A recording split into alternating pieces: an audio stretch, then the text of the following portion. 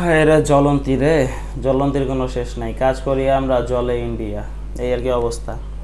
তো এবার রোজার ঈদে টোটাল 4টা সিনেমা রিলিজ হওয়ার কথা হইতেছে। একটা হইতেছে বরবাদ, একটা হইতেছে দাগি, একটা হইতেছে জঙ্গলি, একটা হইতেছে জিন 3।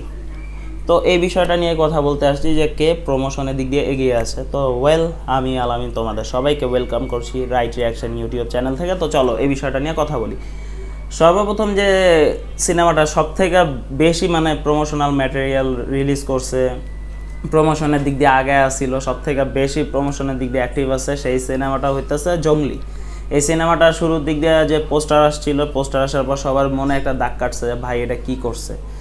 তারপরে একটা গান রিলিজ হলো, গান রিলিজ হওয়ার পর সেটা মানে এই যে প্রত্যাশা ছিল সেটা এইদিকে নামায় দিল ধাপ কইরা।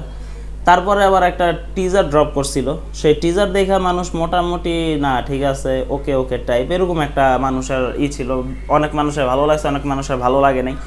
এরপরে যে টিজারটা আসছে ওই টিজারটা এসে কিন্তু মাথা নষ্ট করার কাজ করছে। তো এখন দেখো, প্রথমে যখন এই সিনেমাটার টিজার আসলো তখন কিন্তু বরবাদের শুধু একটা লুক, একটা গ্লিমস আর এলাকার ফার্স্ট লুক আসছিল। তখন দাগির কিছুই আসে নাই, আর তখন জিনেরও কোনো নামগন্ধ ছিল না। তারপরে যখন ওই টিজারের পরে ওই গানের পরে শাকিব খানের টিজার আসলো বরবাদের টিজার আসার পর সবাইরে পিছনে ফলায় যদি বলা হয় 1 থেকে 10 পর্যন্ত একটা সিরিয়াল, সেই 10 নম্বর সিরিয়ালের ভিতরে শাকিব খানই মনে করো সবগুলো ওভারটেক করে নিয়েছিল, বাকি সবাইরে খুঁজে পাওয়া যাইতেছিল না। এরপরে দাগির টিজার রিলিজ হলো। দাগি যখন টিজার রিলিজ হলো তখন মনে হলো যে ভাই এবার তো হবে ভাই টক্কর, হাড্ডির একটা টক্কর চলবে দাগি টিজার আসার পরে।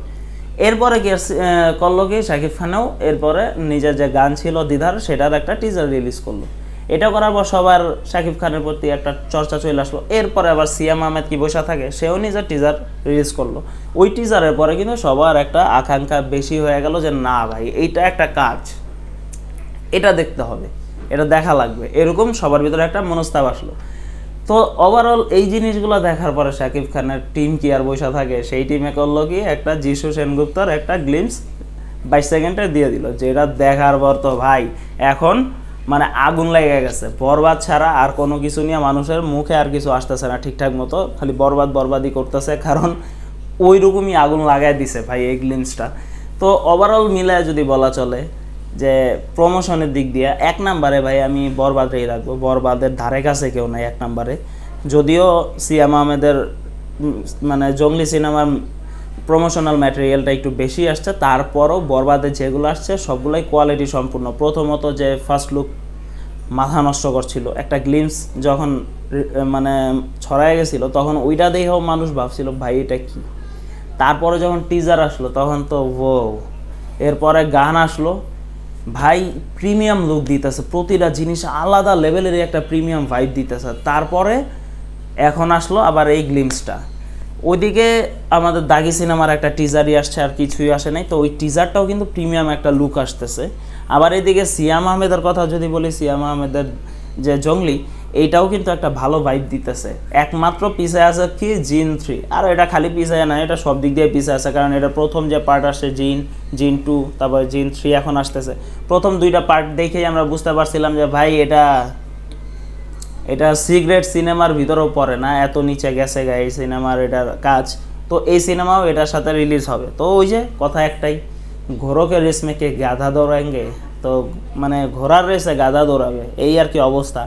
তো তোমাদের কার কি মন্তব্য? আমার তো ভাই এখন পর্যন্ত আমার যতটুকু মনে হইতেছে 1 নম্বরে ভাই বরবাদই থাকবে। কামের মামলা তো 1 নম্বরে বরবাদই যাবে। 2 নম্বরে হয়তো আমার মনে হয় যে দাগি যাইতে পারে, কারণ দাগি পুরাটাই একটা স্টোরি বেস সিনেমা হইতে যাচ্ছে।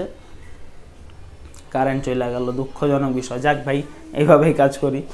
তো এটা একটা স্টোরি বেস সিনেমা হইতে যাইতেছে, তো এই সিনেমাটাও ভালো কিছুই দেখাবে আমার যতটুকু মনে হয়। আর এরপরে যেটা আসতেছে সিয়াম আহমেদের, তার তো ওইরকমভাবে লয়াল কোনো ফ্যান বেস নাই। যদি ওই সিনেমা রিলিজ হওয়ার পর যদি ওয়ার্ড অফ মাউথ যদি ভালো আসে, যদি পজিটিভ রিভিউ আসে, তারপরে যে ওই সিনেমা কামাই করবে। আর শাকিব খানের সেটা লাগে না, কারণ শাকিব খানের নামই যথেষ্ট, ওই নামের উপরেই এটা 10-15 কোটি টাকা এমনিতে চলে যাবে। আর যদি সিনেমা ভালো হয় তো ভাই এটা যে 50-60 কোটি 100 কোটিতে যে যাবে না এমন কোনো সিওরিটি আমি দিতে পারতেছি না। এরকম কিছু হইতে পারে। তো তোমাদেরকে আর কি মন্তব্য অবশ্যই কমেন্ট বক্সে জানাইতে পারো, কারণ কমেন্ট বক্স চালু থাকে তোমাদেরই জন্য। তো তোমরা অবশ্যই আমার সাথে এটা নিয়ে যোগাযোগ করতে পারো। আর যদি আমার ভিডিওটা ভালো লাগে অবশ্যই লাইক কমেন্ট শেয়ার করে যাও আর করে দাও। আর যদি চ্যানেলে নতুন হয়ে থাকো, অবশ্যই নতুন আসো তোমরা, চ্যানেলটা সাবস্ক্রাইব করো আর কইরা বেল আইকনটা ক্লিক করে পাশে থাকো। দেখা হচ্ছে নেক্সট ভিডিওতে। ততদিনে সবাই ভালো থাকো, সুস্থ থাকো, নিজের খেয়াল রাখো। আল্লাহ হাফেজ।